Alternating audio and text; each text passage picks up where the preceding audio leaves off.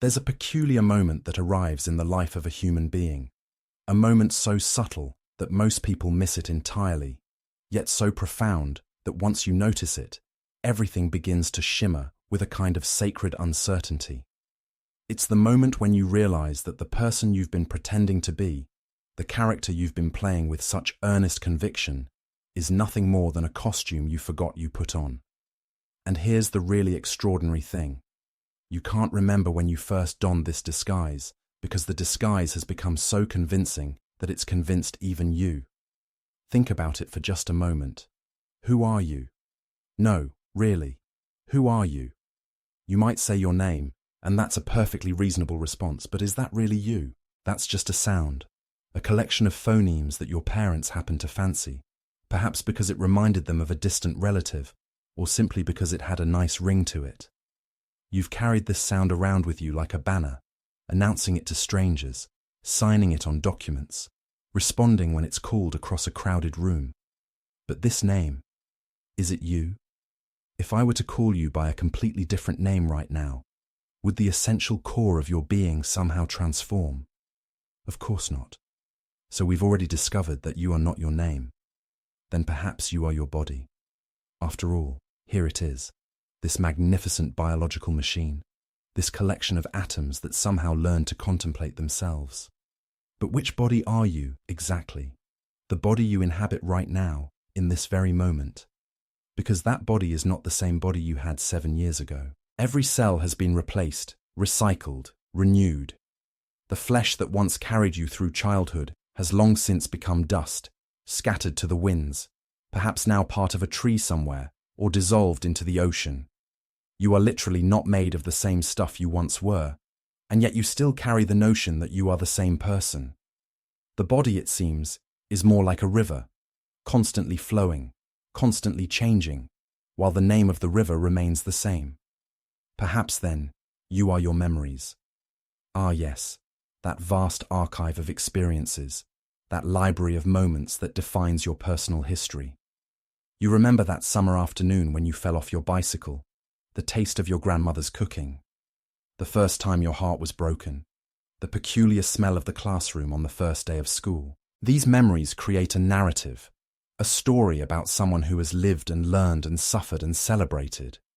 But here's where it gets interesting. Memory is notoriously unreliable. Every time you remember something, you're actually remembering the last time you remembered it. You're making a copy of a copy of a copy.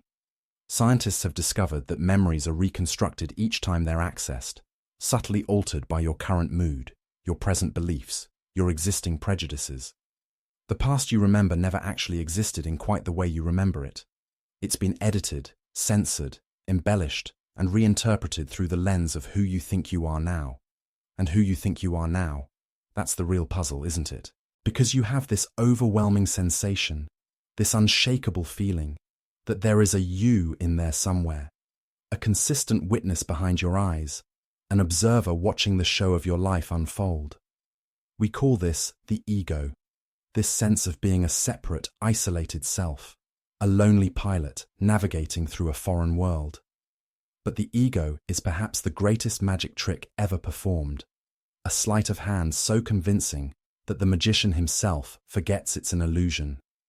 You see, the ego is not something you have, it's something you do. It's an activity, a continuous process of self-creation, like a spider spinning a web and then declaring itself to be the web. Every thought that begins with I is the ego reinforcing itself, building itself up, defending its boundaries, asserting its existence. I am smart. I am stupid. I am successful. I am a failure. I am spiritual. I am lost. Notice how the ego can claim any attribute, even contradictory ones, because the ego doesn't care about consistency. It only cares about continuation. It will identify with anything, absolutely anything, as long as it gets to keep existing. This is why spiritual seeking can become such a trap. The ego loves to go on spiritual quests because it sees them as opportunities for self-improvement, for becoming a better version of itself. It reads books about enlightenment, attends workshops on consciousness, meditates with great discipline, all the while missing the central joke. The very entity that wants to become enlightened is the exact obstacle preventing enlightenment. It's like trying to see your own eyes without a mirror. The eye cannot see itself, the knife cannot cut itself, the finger cannot touch its own tip, and the ego cannot transcend itself through its own effort, because every effort is just the ego reinforcing its sense of being a separate doer. But then, and this is where things get truly interesting, there comes a moment when the whole game begins to crack. It might happen during meditation, or in the middle of an ordinary Tuesday afternoon while you're washing the dishes. It might arrive on the heels of a great loss, when the structure of your identity crumbles and you're left standing in the ruins wondering who you were in the first place.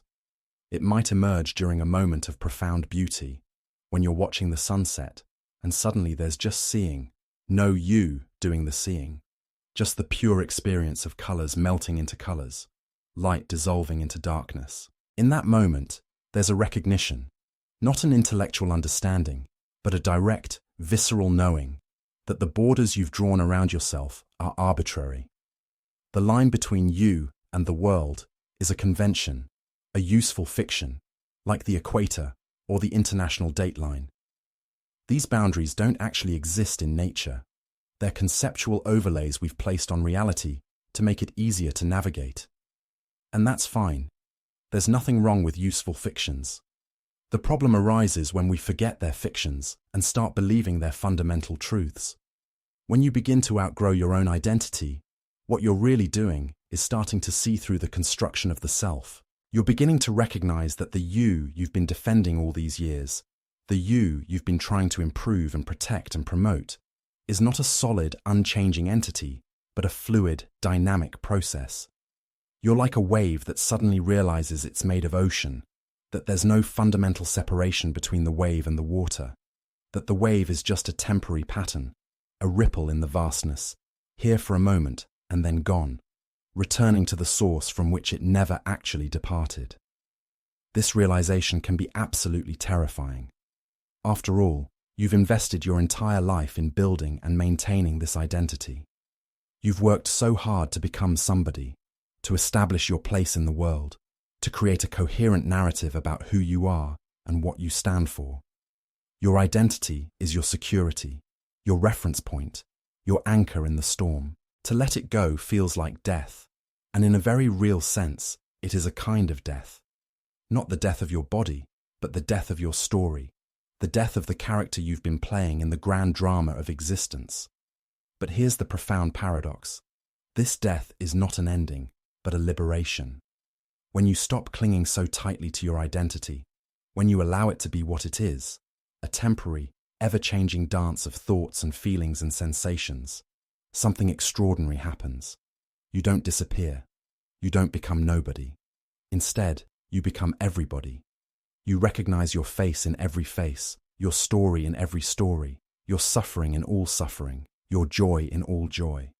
The walls come down, and what rushes in is not emptiness but fullness, not isolation but intimacy, not death but life in its most abundant form. Now you might be wondering at this point, if my identity is just a construction, if the self is an illusion, then what remains? What am I really? And this is precisely the question that every genuine spiritual teaching eventually points toward, though the answers always sound frustratingly cryptic when you first encounter them. The Hindus say you are Brahman, the ultimate reality. The Buddhists say you are nothing, no self, emptiness. The Taoists say you are the Tao, the way, the flow. Jesus said the kingdom of heaven is within you. And all of these seemingly different answers are actually pointing to the same recognition. You are not the limited, separate entity you think you are. You are something far more fundamental, far more vast, far more mysterious.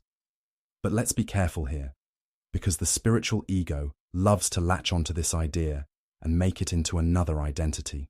I am consciousness itself. I am one with the universe. I am enlightened. And suddenly, you've just traded one costume for another, swapped one mask for a shinier mask. The person who identifies as being one with everything is often just as trapped as the person who identifies as being separate from everything. It's the same game, just with more impressive vocabulary. The truth is, you can't actually claim any ultimate identity because every identity is, by definition, a limitation. To say, I am X, automatically implies, I am not Y. To define yourself as anything in particular is to draw a boundary, to create an inside and an outside, to establish separation.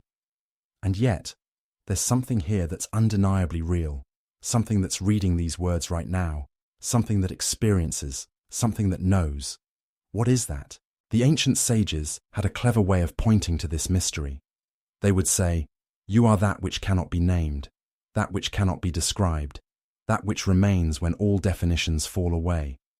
You are the space in which experience occurs, the awareness in which all thoughts and feelings and sensations arise and dissolve.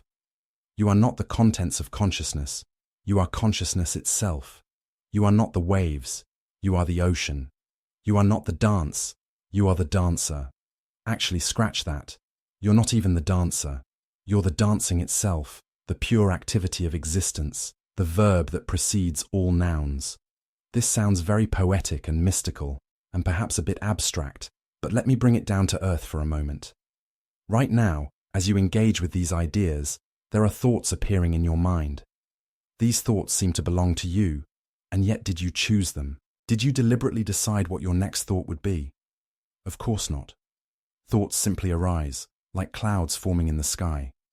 You don't make them happen any more than you make your heart beat or your hair grow. They just appear, unbidden, spontaneous, mysterious. And yet we say, my thoughts, as if we own them, as if they're personal property, as if we're the author of this internal dialogue. The same is true for emotions. Feelings wash through you like weather patterns. You don't choose to feel sad or happy or anxious or peaceful. These emotional states arise based on countless conditions: your brain chemistry, your recent experiences, your sleep quality, the state of your digestion, even the weather outside. They come and they go, and yet we identify with them completely. I am angry, we say, not anger is present. We collapse the distance between the observer and the observed, between awareness and the contents of awareness, and in doing so, we trap ourselves in our own experience. But when you begin to outgrow your identity, you start to notice this space between the experiencer and the experience. You realize that you are not your thoughts. You are that which is aware of thoughts. You are not your emotions. You are that which witnesses emotions. You are not your body. You are that which inhabits this body, or rather, that which experiences this body as a sensation within awareness. And this awareness itself, can you find it? Can you grasp it? Can you define it? No, because it's not an object. It's the subject, the eternal subject that can never be turned into an object because it's always the one doing the looking. This is why so many spiritual traditions emphasize meditation and contemplative practice. Not because sitting quietly will give you something you don't already have, but because it might help you recognize what you've always been. In meditation, you create the conditions for seeing through the illusion of separation. You sit still, you watch the mind, and you begin to notice that all these thoughts and feelings and sensations you've been identifying with are just passing phenomena. They arise in awareness, dance around for a while, and dissolve back into awareness. But awareness itself never comes or goes. It's always here, always now, always present, like the screen on which the movie of your life is being projected. And here's the really wild thing. This awareness is not personal. It doesn't belong to you any more than space belongs to a particular room. Space is space, whether it's inside your house or outside your house, whether it's here or on the other side of the galaxy. The only difference is the form that space takes, the temporary boundaries we construct. In the same way, consciousness is consciousness. Whether it's appearing as your experience or my experience or a dog's experience or a tree's experience, the fundamental awareness is the same, only the content differs. This is what the mystics mean when they talk about the unity of all things. They're not suggesting some vague, sentimental notion that we should all hold hands and sing songs about brotherhood. They're pointing to a direct recognition that the consciousness looking out from behind your eyes is the same consciousness looking out from behind every pair of eyes. There's only one awareness, manifesting in countless forms, playing an infinite game of hide and seek with itself, pretending to be separate so it can experience the joy of reunion. But the ego finds this idea absolutely terrifying. Because if it's true, if there really is no separate self, then who's in control? Who's making decisions? Who's responsible? Who gets to claim credit for achievements? Who gets to collect rewards? The ego needs to feel like it's the author of its own life, the captain of its own ship, the master of its own destiny. It needs to maintain the illusion of control, because control is the ego's primary strategy for ensuring survival. Except here's the uncomfortable truth.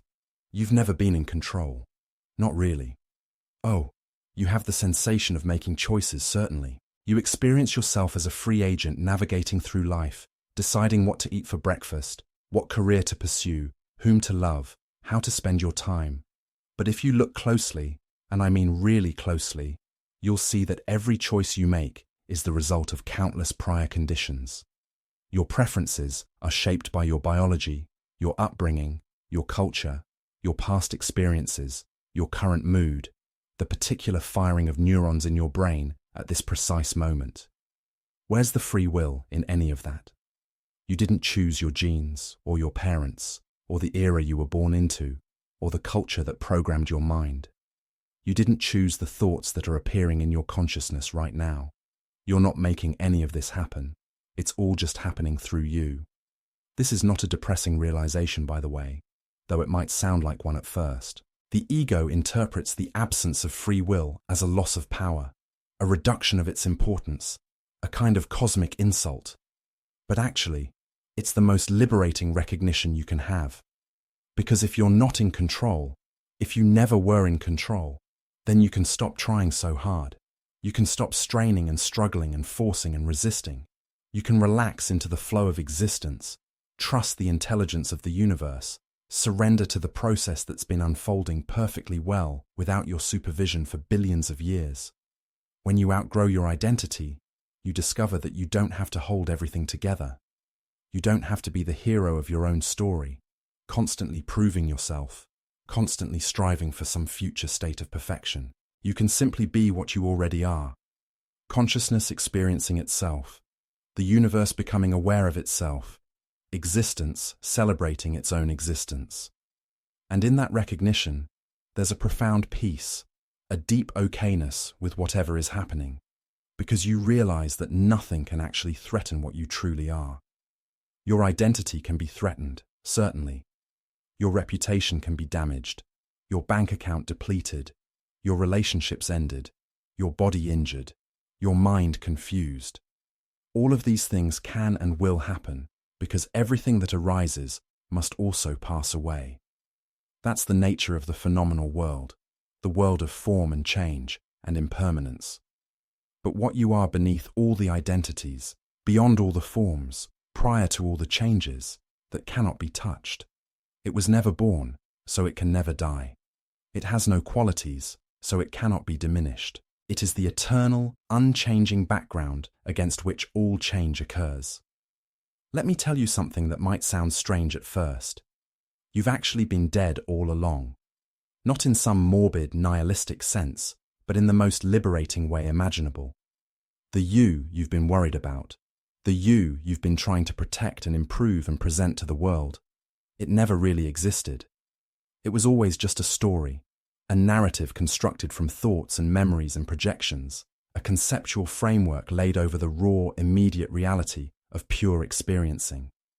And stories, no matter how compelling, are not alive. They're just ideas, shadows, echoes. What's actually alive is this moment, this breath, this sensation, this awareness that's here before thought crystallizes into identity. Consider for a moment what happens when you meet someone new. You shake hands, exchange names, engage in that familiar dance of social positioning. What's your profession? Where are you from? What are your interests? And with each answer, you're essentially reciting your resume, presenting a carefully curated version of yourself designed to make a particular impression. But who's the one doing this presentation? It's the character, the persona, the mask. And here's the peculiar thing. Even as you're performing this social ritual, there's a part of you that knows it's a performance, that recognizes the artifice, that sees through the game. That's the part of you that's been here all along, the unchanging awareness that watches the drama unfold without getting completely lost in it. Children understand this instinctively, which is why they're so good at pretending. Watch a 4-year-old playing make-believe. One moment she's a princess, the next a dinosaur, then a teacher, then a pirate. She flows from identity to identity with effortless grace, completely committed to each role while simultaneously knowing it's just play. She hasn't yet developed the heavy, serious belief that she is any particular thing. She's pure potential, pure possibility, pure being that can take any form without being trapped by it. But something happens as we grow older. The adults around us start asking, "What do you want to be when you grow up?" Not, "What do you want to play at?" or "What role might you try on?" but "What do you want to be?" As if choosing an identity is the ultimate goal of human development. And slowly, gradually, the play becomes serious. We start believing our own performances. The masks become faces. The costumes become skins. And we forget that underneath all the layers, we're still that same pure potential, that same consciousness that can witness any experience without being defined by it. This forgetting is necessary, in a way. It's part of the game. You can't fully explore what it means to be human without forgetting your divine nature. You can't experience limitation without temporarily believing you're limited. You can't know separation without actually feeling separate. The universe had to pretend to fragment itself into billions of individual perspectives in order to experience itself from every possible angle. You are that universe, playing at being small, playing at being limited, playing at being confused and lost and searching for meaning. And the cosmic joke is that you're searching for something you already are, like a wave trying to find the ocean or a ray of light seeking the sun. But now perhaps the game is starting to shift. The character you've been playing is beginning to feel constrained, confining, insufficient. The identity you've built so carefully over the years doesn't quite fit anymore, like a suit that's grown too tight. This isn't failure, it's evolution. This isn't crisis, it's emergence.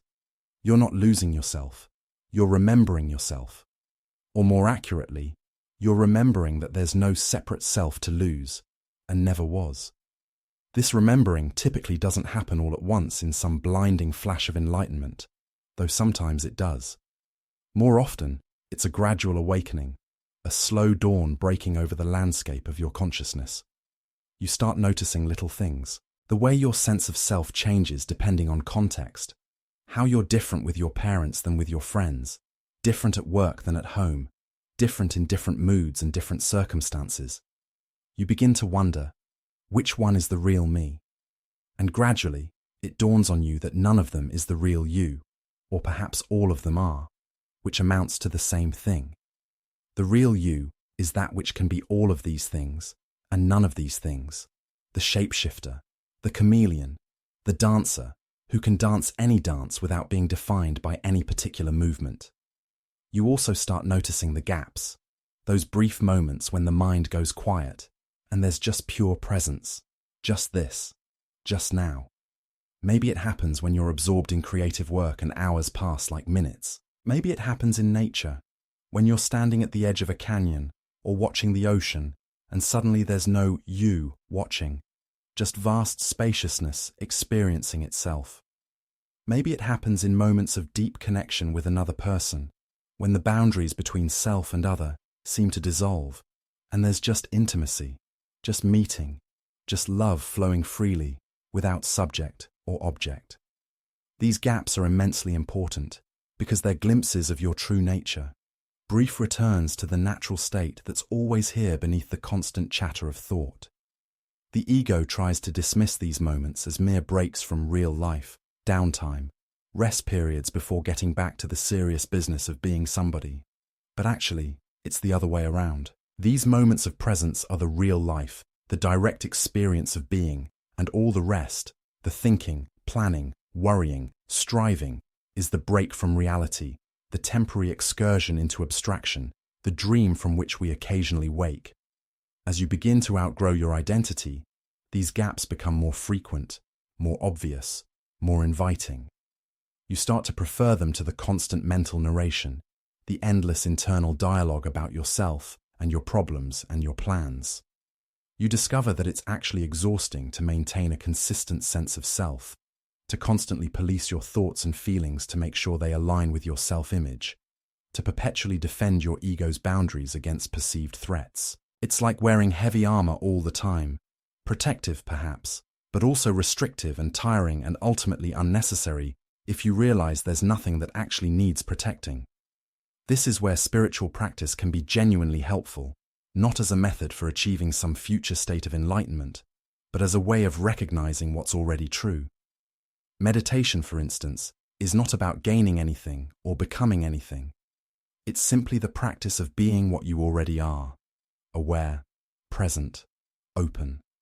You sit, you breathe, you notice what's happening in this moment without judgment or commentary. And in that noticing, the boundaries start to soften.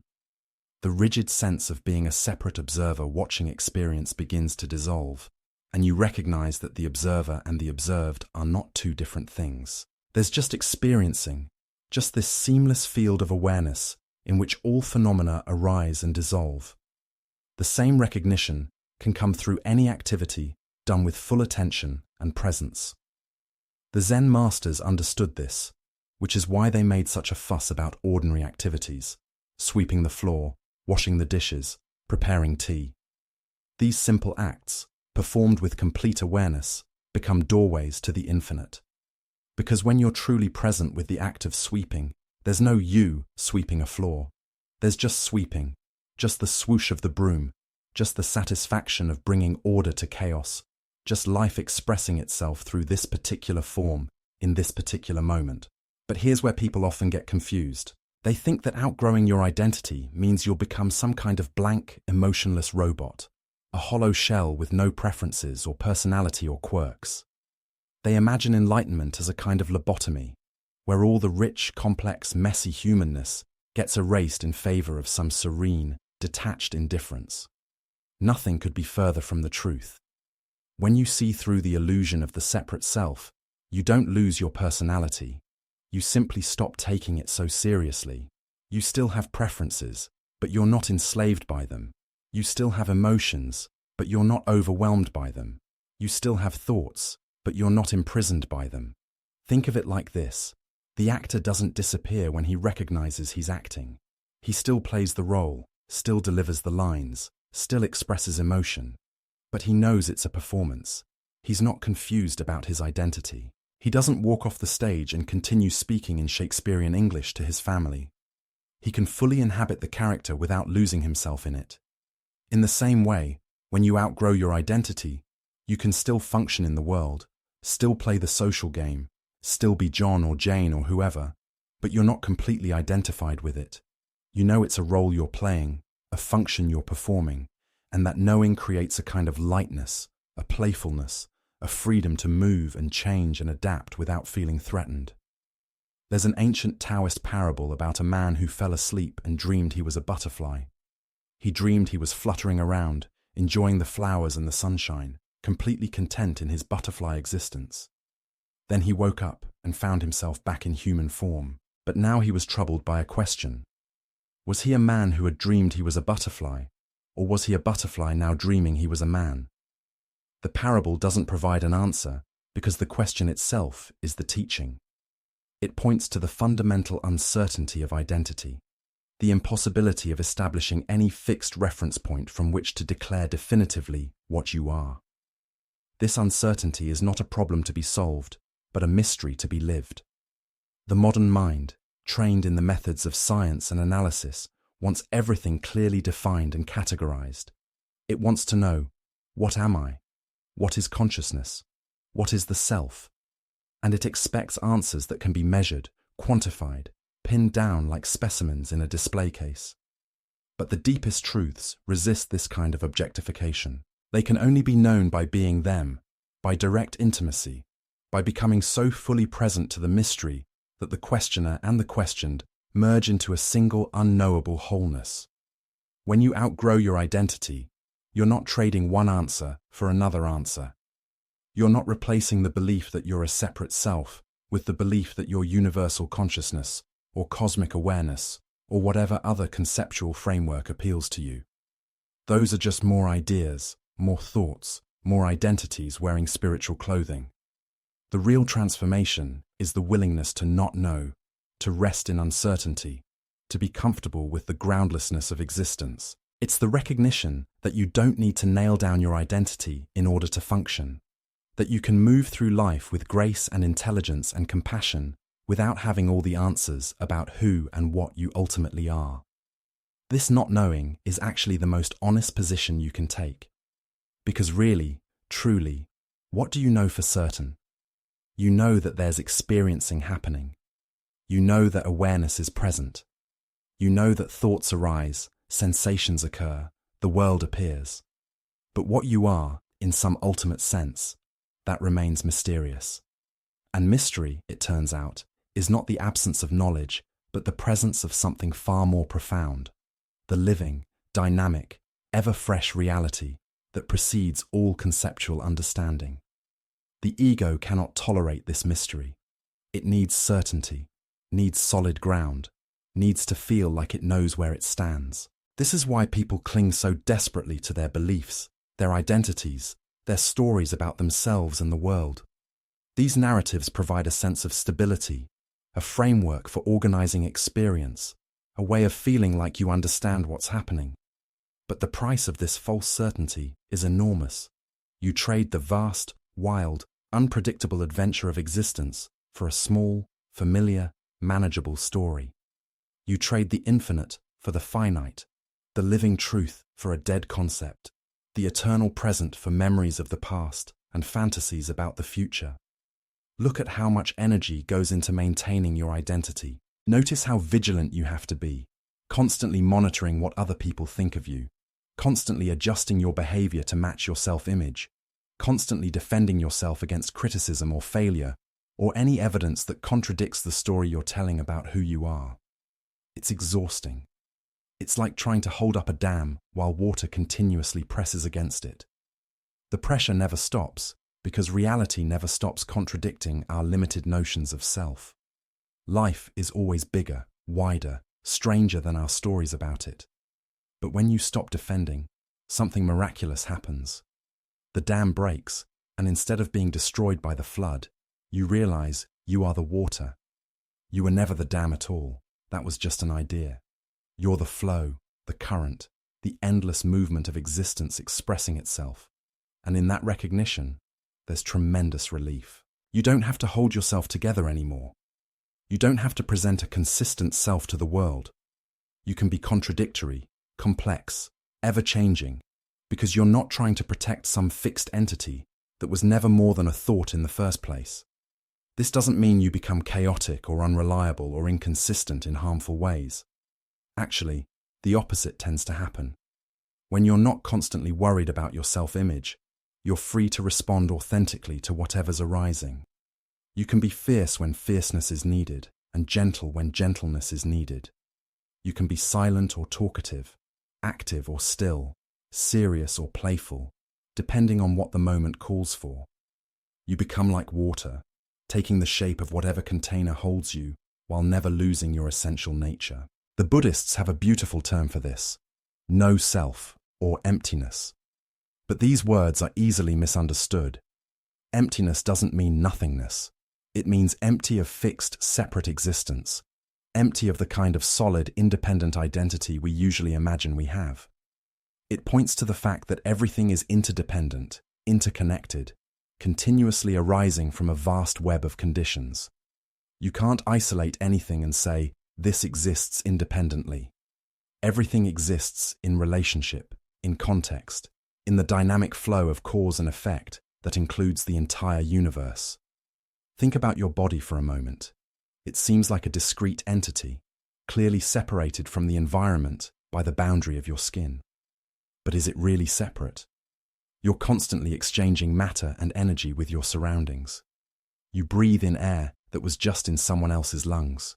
You eat food that was once plants and animals, incorporating their atoms into your tissues. The bacteria in your gut, technically separate organisms, are absolutely essential to your survival. The thoughts in your mind have been shaped by countless conversations, books, experiences involving other people. Where exactly do you end and the world begin? The boundary is fuzzy, permeable, and ultimately arbitrary. This interpenetration goes all the way down and all the way up. The atoms in your body were forged in the hearts of ancient stars. The carbon in your cells, the iron in your blood, the calcium in your bones, all of it was created billions of years ago in stellar furnaces and scattered across the cosmos when those stars exploded. You are literally made of stardust, which is not just a poetic metaphor, but a scientific fact. And those atoms will continue on after your body dissolves, becoming parts of other organisms, other planets, other stars. Nothing is ever truly separate. Everything is on loan from the universe, temporarily organized into this particular pattern we call you. When you really understand this, identity becomes obviously absurd. How can you claim ownership of something that's constantly flowing through you? How can you say, "This is mine," when it was someone else's yesterday and will be someone else's tomorrow? How can you defend boundaries that don't actually exist? You're not a thing. You're a process, a verb, a happening. You're the universe doing what it does in this particular corner of space-time, just as a wave is the ocean doing what it does when wind passes over water. And yet, paradoxically, this recognition of emptiness doesn't diminish you. It actually reveals your true magnitude. Because if you're not limited to this particular body-mind organism, if you're actually inseparable from the entire cosmos, then you're not small at all. You're infinite. You're everything. The whole universe is your body, and every being is your face looking back at you. This is what the mystics mean when they speak of cosmic consciousness, or Christ consciousness, or Buddha nature. They're pointing to the recognition that your true identity is not personal, but universal, not limited, but limitless, not temporary, but eternal. But, and this is crucial, this recognition is not something you can grasp with your intellect. You can understand it conceptually, as you might be understanding these words right now. But conceptual understanding is not the same as direct realization. It's like the difference between reading a recipe and tasting the food. You can memorize every ingredient and instruction, but until you actually eat the dish, you don't really know what it tastes like. In the same way, you can read every spiritual text ever written, understand every philosophy, memorize every teaching, and still not have direct insight into your true nature. This is why all the great spiritual traditions emphasize practice over theory, experience over belief, realization over information. They're not interested in giving you more concepts to think about. They want to help you wake up from the dream of separation. They want you to see directly, immediately, without the mediation of thought, that you are not who you think you are. And this seeing is not something you do. It's something that happens when you stop doing, when you stop trying to figure it out, when you finally give up the exhausting project of maintaining your identity and simply rest in what is. There's a particular flavor of suffering that comes from trying to be consistent with your past, from feeling obligated to remain the person you decided you were 5 years ago, or 10 years ago, or yesterday. You make declarations about yourself. I'm the kind of person who does this but not that. I believe this but not that. I like this but not that. And then you spend tremendous energy trying to honor those declarations, even when they no longer reflect your living reality. It's like drawing a circle around yourself and then refusing to step outside it, even when the circle has become a prison. But life doesn't respect these self-imposed boundaries. Life is always inviting you to grow, to change, to evolve, to explore new territories of experience. And when you're rigidly attached to your identity, you're forced to reject these invitations. You say no to opportunities because that's not who I am. You suppress feelings because I shouldn't feel this way. You avoid certain conversations because I don't talk about such things. You limit yourself in countless subtle ways, all in service of maintaining a consistent self-image that exists nowhere except in your thoughts. The irony is that this consistency is completely imaginary. You're actually changing all the time, whether you acknowledge it or not. Your body is changing, your mind is changing, your circumstances are changing. The river flows regardless of whether you call it by the same name. But because you believe in the story of your unchanging self, you experience this natural change as a threat, a failure, a loss. You feel guilty when you contradict yourself. You feel anxious when you don't know what you want. You feel ashamed when you don't live up to your own standards or match your self-concept. This is the special torture of self-consciousness, being watched and judged by yourself. You've internalized all the voices that once came from outside, your parents, teachers, peers, culture, and now you carry around your own prison guard, your own judge, your own critic. And this internal authority figure derives its power entirely from your investment in a particular identity. It says, you're not being authentic. You're betraying who you really are. But who you really are, this voice claims to know with certainty, is this specific collection of traits and preferences and values that you must defend at all costs. Yet when you look closely at this supposed authentic self, what do you find? Just more thoughts, more opinions, more stories. There's no solid core there, no unchanging essence, just a collection of ideas that happen to have more emotional charge than others. The things you think define you, your political beliefs, your aesthetic preferences, your moral values, your personality traits, are all learned, borrowed, adopted from your environment. Even your sense of being a unique individual is a cultural construct. In many traditional societies, people didn't have the intense individualism we take for granted in the modern West. They identified primarily with their family, tribe, or community, and the question, "Who am I?" would have seemed strange or meaningless. So what happens when you stop defending this constructed self? What remains? In my experience, and this is where language becomes inadequate because we're trying to describe something that can't be captured in words, what remains is a kind of spacious aliveness, a presence that's aware and responsive, but not identified with any particular content. You still have thoughts, but you're not the thinker. You still have emotions, but you're not the one feeling them. You still have sensations, but you're not the body. There's just this open, wakeful space in which all these phenomena arise and pass away, and that space itself is what you most fundamentally are. This space is not blank or empty in the sense of being void or lacking. It's more like the emptiness of a room, which is what makes the room useful. If a room were completely full, packed solid with stuff, it wouldn't be a room at all. It would just be a pile of things.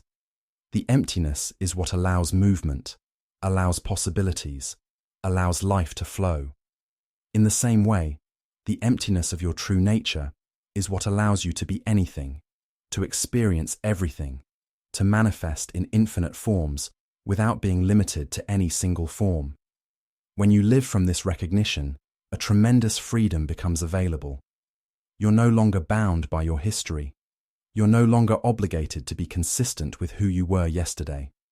You can meet each moment fresh, without the baggage of self-concept weighing you down.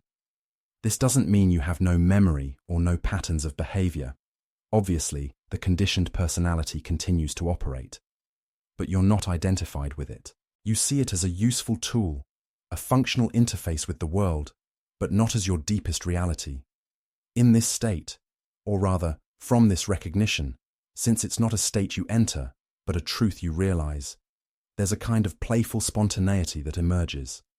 Life becomes improvisation rather than following a script. You're free to try on different roles, different perspectives, different ways of being, without worrying about whether they match your brand or fit your identity. You can be serious in one moment and silly the next. You can embrace contradiction because you're not trying to maintain a logical consistency. You can change your mind without feeling like you've betrayed yourself. This is what the Zen masters meant when they talked about no rank in the order of things. They weren't suggesting you have no function or no role in society. They were pointing to the freedom that comes from not believing in your own importance, not taking your position too seriously, not clinging to your status or your accomplishments or your self-definition. You can be a teacher without identifying as a teacher. You can be wealthy without identifying as wealthy. You can be accomplished without identifying as accomplished. You play the game without forgetting it's a game. There's a story about a Zen master who was asked to describe his experience of enlightenment. He said, "Before enlightenment, I chopped wood and carried water. After enlightenment, I chopped wood and carried water." The questioner was confused. "What's the difference?"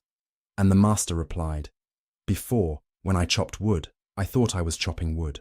When I carried water, I thought I was carrying water. Now when I chop wood, there's just chopping. When I carry water, there's just carrying." The difference is subtle but profound.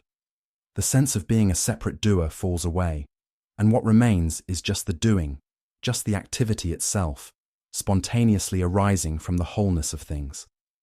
This brings us to a question that often arises at this point. If there's no separate self, if there's just this spontaneous arising of experience, then who's responsible for anything? If I'm not really in control, if my choices are just the universe choosing through me, then why bother making an effort? Why not just sit back and let whatever happens happen? And this question reveals a misunderstanding that needs to be cleared up, because it's a pitfall many people stumble into when they start exploring these ideas.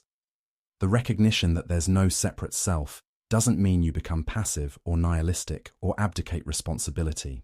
It means you stop taking false responsibility for things you were never controlling in the first place, and you start taking real responsibility for the impact you're having right now. You realize that even though you don't exist as a separate entity pulling the strings, actions still have consequences. Words still affect people. And this particular manifestation of consciousness that calls itself by your name is part of the intricate web of cause and effect that makes up reality. Think of it this way. A wave doesn't control the ocean, but it's still a real phenomenon with real effects. It can be gentle or destructive, depending on countless conditions.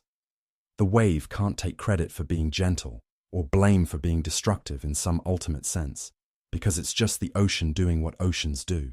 But that doesn't mean the wave isn't responsible in a relative sense, within the context of the phenomenal world where waves and shores and boats and swimmers exist as meaningful categories.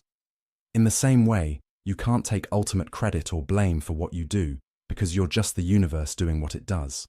But within the relative world of human relationships and social consequences, you're absolutely responsible for your actions and their effects. Now we come to what might be the most challenging aspect of outgrowing your identity, the loneliness of it. Because when you start to see through the illusion of the separate self, you also start to see that most people around you are still deeply invested in their identities. They're still playing the game as if it were deadly serious, still defending their egos, still seeking validation, still trying to become somebody. And you can't really share your realization with them because it sounds either like nonsense or like you're claiming to be special or enlightened, which just creates another identity, the identity of being someone who's transcended identity. This is the predicament of awakening. You see that everyone is already free, that there's nothing to attain and nowhere to go, that the seeking itself is the obstacle, and yet you can't make anyone else see this. It has to be discovered directly by each person in their own experience. All you can do is point, and even your pointing might be misinterpreted as teaching or preaching, or setting yourself up as some kind of authority.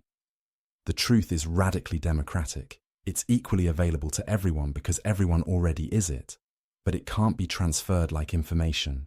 It's not something you know, it's something you are. So there can be a sense of isolation that comes with this realization. You're standing in a different reality than most of the people around you, seeing through games they're still playing, not taking seriously things they find deeply important. You might feel like you're watching a movie while everyone else thinks they're in a movie, forgetting that the comparison itself creates separation. You might feel a subtle superiority creeping in, which is just the ego co-opting the insight for its own purposes, claiming enlightenment as an identity. Or you might feel grief for all the suffering you see people creating for themselves by believing in their limitations. But here's the thing. This sense of being separate, of being uniquely awakened while others sleep, is itself just another identity. It's the spiritual ego, the enlightened self, which is no less illusory than any other self-concept. The real recognition is that there's no one who's awake and no one who's asleep. There's just consciousness playing all the roles, pretending to be confused in some places and pretending to be clear in others, and all of it is equally the dance of reality. You're not more enlightened than anyone else because there's no you to be enlightened. There's just enlightenment, just awareness, just this eternal presence that's equally present in the person who knows they're it and the person who doesn't. When this sinks in, the loneliness transforms into something else, a deep intimacy with all beings.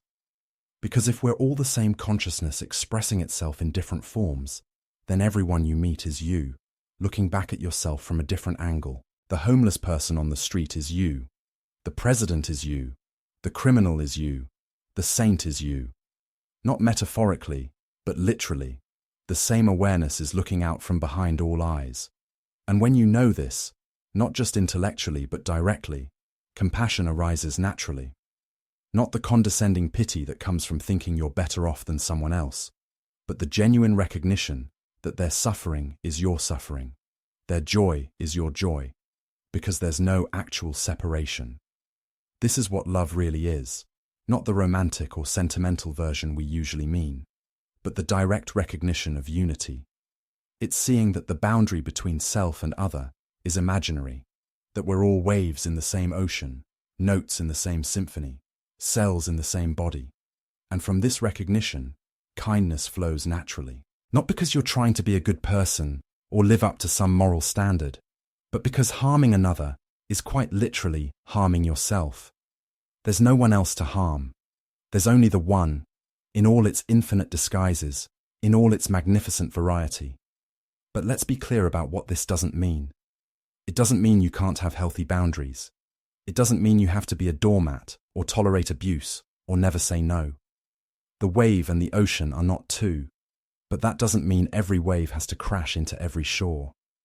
You can honor the unique expression of consciousness that's manifesting as your particular personality, your particular body, your particular circumstances. You can have preferences, make choices, set limits, take care of yourself. The difference is that you're not doing these things from a place of defending a separate self against a threatening world. You're doing them from a place of wisdom, from an understanding of how the whole system works, from a recognition that sometimes the most compassionate thing you can do is say no. Sometimes the most loving thing is to create distance. Sometimes protecting your own well-being serves the greater good. And as you continue living from this understanding, or rather, as this understanding continues living as you, something shifts in your relationship to time. The constant orientation toward the future that characterizes the egoic state begins to fall away.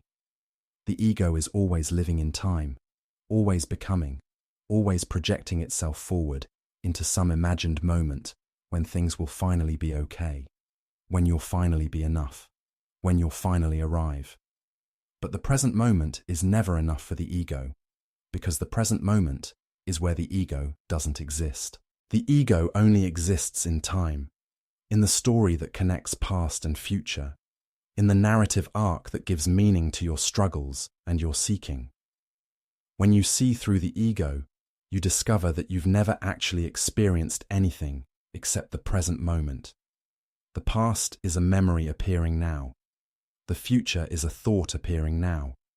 All of life happens now, in this eternal instant that's constantly renewing itself.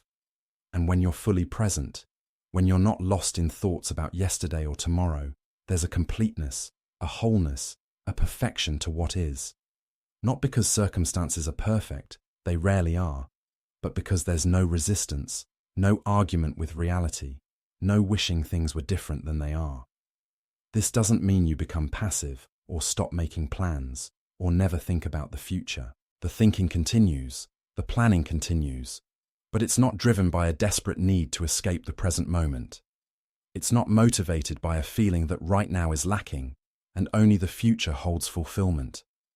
You can plan for tomorrow while being fully alive today. You can remember yesterday without being trapped in the past. Time becomes a useful tool rather than a prison, a way of organizing experience rather than the fundamental structure of your existence. And in this timeless present, there's an incredible richness, an inexhaustible depth to ordinary experience. When you're not filtering everything through the lens of, how does this relate to my identity? When you're not constantly evaluating whether something serves or threatens your self-image, you're free to simply perceive what's here. The taste of food becomes vivid. The sensation of breathing becomes fascinating. The play of light and shadow becomes mesmerizing. The whole world reveals itself as utterly extraordinary. This cosmic dance of energy and matter, this impossible miracle of existence. You realize that you've been living on the surface of things, skimming across reality like a stone skipping across water, barely touching the depths that were always available. Every moment contains infinity if you know how to look, if you can be present without the interference of thought, if you can see with fresh eyes rather than through the filter of memory and expectation. A flower is never just a flower. It's the entire universe expressing itself as flower, the whole evolutionary process that led to this particular form, the complex ecology that supports it, the sunlight and soil and water that feed it, the consciousness that perceives it and calls it beautiful.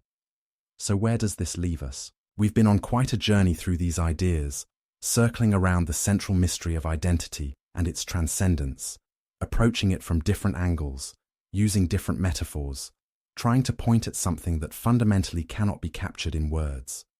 And perhaps you're wondering, okay, I understand all this conceptually, but now what? How do I actually live this? How do I outgrow my identity in practice, not just in theory? And here's where I have to disappoint you slightly, because there's no technique, no method, no practice that will give you what you're looking for. Oh, there are practices that might help create conditions for recognition, meditation, contemplation, self-inquiry, but they can't make it happen. You can't force awakening any more than you can force yourself to fall asleep. It happens when you stop trying to make it happen, when you give up the project of becoming enlightened, when you finally accept that there's nothing wrong with right now, nothing lacking in this moment, nothing that needs to be fixed or improved or transcended. This acceptance doesn't mean resignation or defeat. It's not giving up on life or settling for mediocrity. It's a profound yes to what is, a deep trust in the process of existence itself. It's recognizing that the universe has been doing its thing for billions of years without your help, and it's probably going to continue doing its thing, regardless of whether you understand it or approve of it. Your worrying doesn't make things better. Your striving doesn't speed up your evolution. Your seeking doesn't bring you closer to what you already are.